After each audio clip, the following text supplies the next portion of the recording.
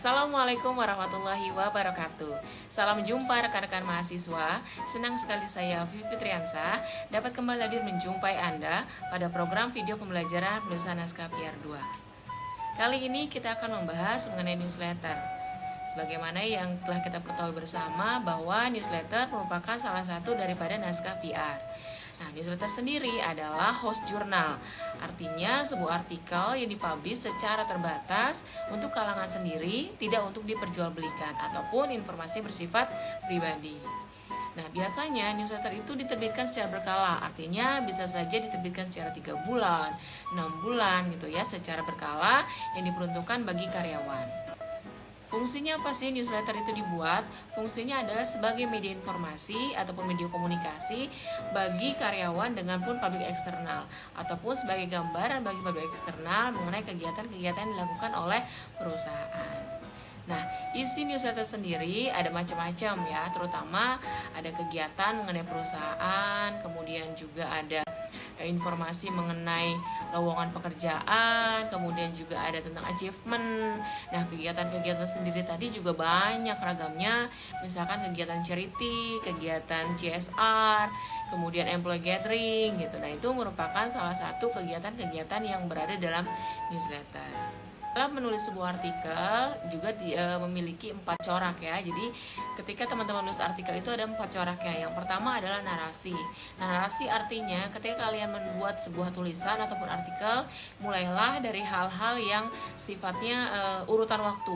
Jadi misalkan ketika kalian menulis sebuah cerita, misalkan dimulailah dari kegiatan urutan waktu yang paling dekat. Misalkan kegiatan di pagi hari, kemudian siang hari, kemudian sore hari. Jadi ada urutan kejadiannya, itu narasi. Nah, kemudian corak yang kedua dari artikel adalah deskripsi. Deskripsi artinya kalian menceritakan satu kejadian ataupun satu tulisan gitu ya, ataupun suatu fenomena terkait dengan mendeskripsikan ataupun menjabarkan, menjelaskan. Jadi kalau berbeda dengan narasi, kalau narasi berdasarkan urutan kejadian, nah kalau deskripsi hanya menjelaskan saja.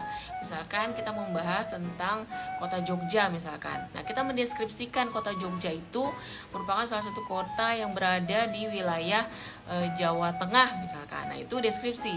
Nah, kalau narasi misalkan dimulai dari urutan kejadian. Pagi tadi tepat pukul 8 saya naik kereta Jogja bersama. Nah, itu urutan waktu tuh ya. Artinya apa? Ketika deskripsi belum tentu narasi, tapi kalau narasi sudah pasti deskripsi. Itu corak artikel yang kedua. Nah, kemudian yang ketiga adalah eksposisi. Di eksposisi itu terkait dengan tulisan yang menggambarkan tentang normatif ataupun sisi-sisi lain dari kehidupan. Misalkan eksposisi kita ataupun tulisan kita menyusuri kepada human interest misalkan ya, ataupun kegiatan-kegiatan yang sifatnya adalah bersifat normatif. Nah, kemudian yang terakhir adalah atau yang keempat adalah argumentatif. Nah, tulisan kita hendaknya artikel kita mengandung unsur-unsur yang sifatnya argumentatif. Artinya ketika kalian menulis sebuah pendapat dari seseorang, maka sifatnya ada argumentasi lain dari pendapat yang lainnya. Gitu ya. Jadi itulah 4 corak daripada artikel dalam sebuah newsletter. Nah, kemudian bagaimana sih cara menulis newsletter? Sebenarnya sama seperti prinsip naskah PR yang lainnya.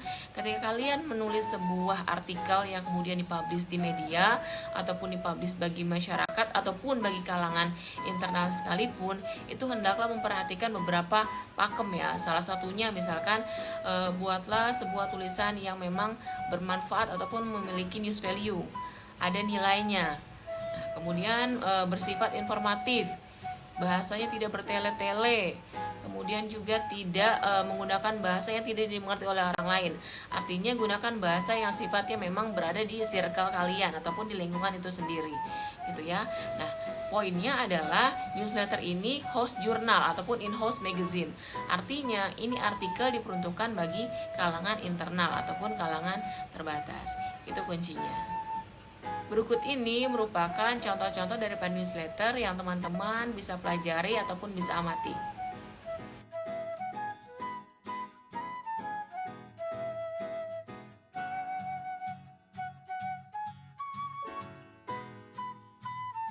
bagaimana? Sudah jelas tentang newsletter? Pada intinya adalah sama seperti company profile, newsletter juga merupakan naskah PR.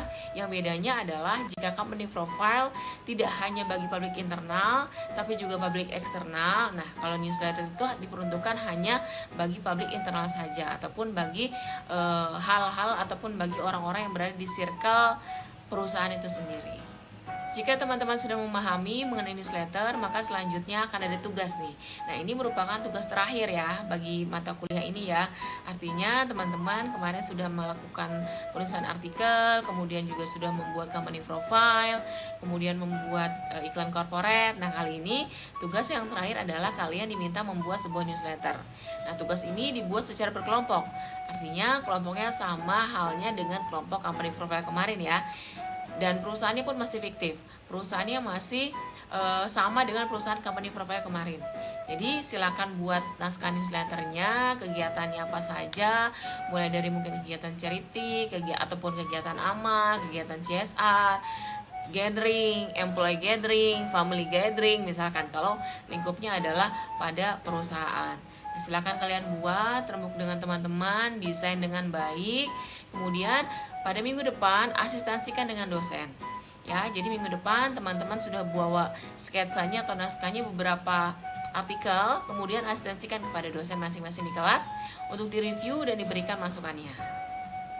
Usai sudah perjumpaan kita kali ini, saksikan terus video pembelajaran penulisan naskah PR 2 bersama saya Fitri Triansah. Wassalamualaikum warahmatullahi wabarakatuh.